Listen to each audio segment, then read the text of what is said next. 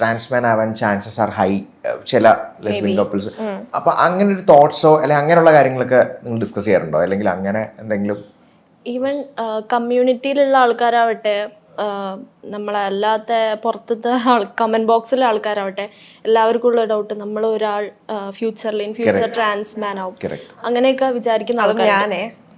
ഞാനല്ല, അങ്ങനല്ല, ഈ പാവം പിടിച്ച അങ്ങനെ ഇല്ല. ഞങ്ങൾ രണ്ടുപേരും ഞങ്ങളെ ഐഡന്റിഫൈ ചെയ്യുന്ന ഗേൾസ് ആണ്.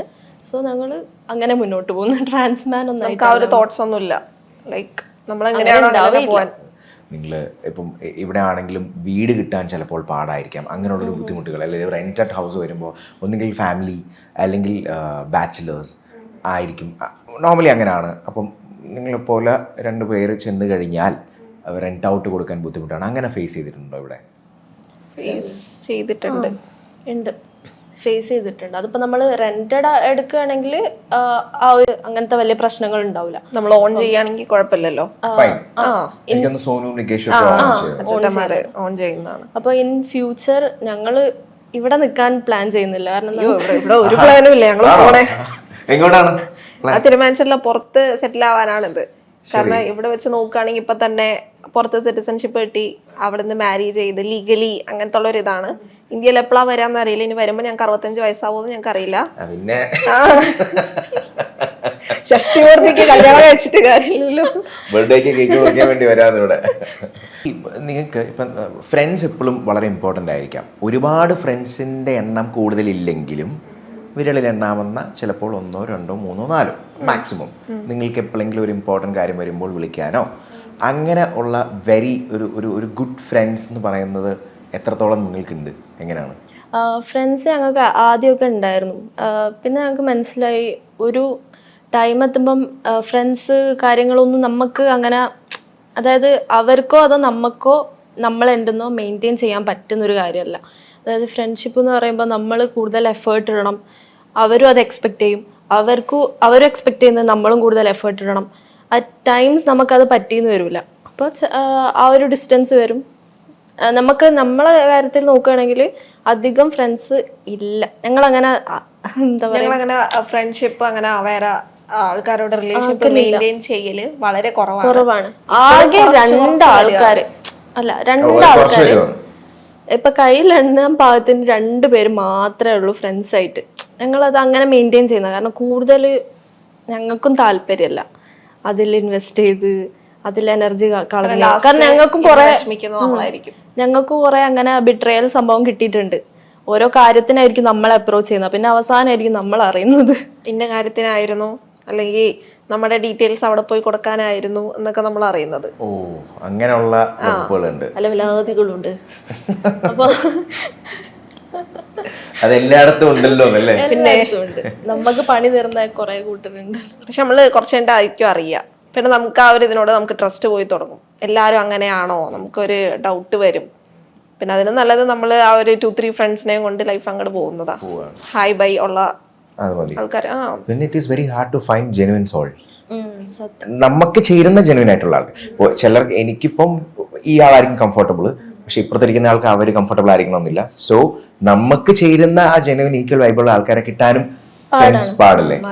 നല്ല പാടാണ് അത്. അങ്ങനെ ജെനുവിൻ ആയിട്ടുള്ള ആൾക്കാരെ കിട്ടാൻ ഭയങ്കര പാട് തന്നെയാണ് സത്യം പറയുകയാണെങ്കിലും.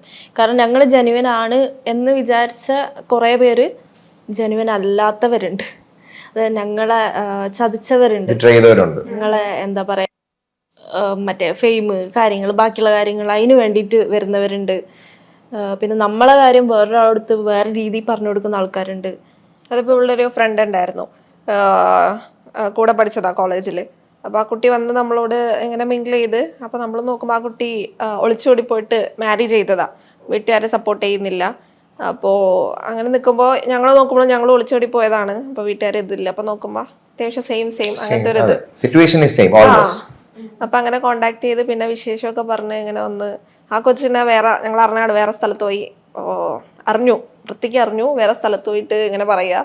അതായത് ഇവർ എന്ത് ജോലി ചെയ്തിട്ടാണ് ജീവിക്കുന്നത്, പിന്നെ ബാഡ് വേ ഭയങ്കര മോശമായിട്ടുള്ള രീതിയിലാണ് വേറെ ആൾക്കാരോട് പോയി കൺവേ ചെയ്യുന്നത്. അതിലാട് ഉള്ളം കയ്യിലാണ് നൂറാന്ന്. അതായത് ഇവളാണ് ഭരിക്കുന്നത്, ഇവളാണ് എൻ്റെ എല്ലാ കാര്യവും ചെയ്യുന്നത്, ഞാനൊരു പാവം ഒരു കോർണറിൽ ഇരിക്കുന്ന ഒരു പെണ്ണ്, അങ്ങനെയൊക്കെ പോയിട്ടാ പറയുന്നേ.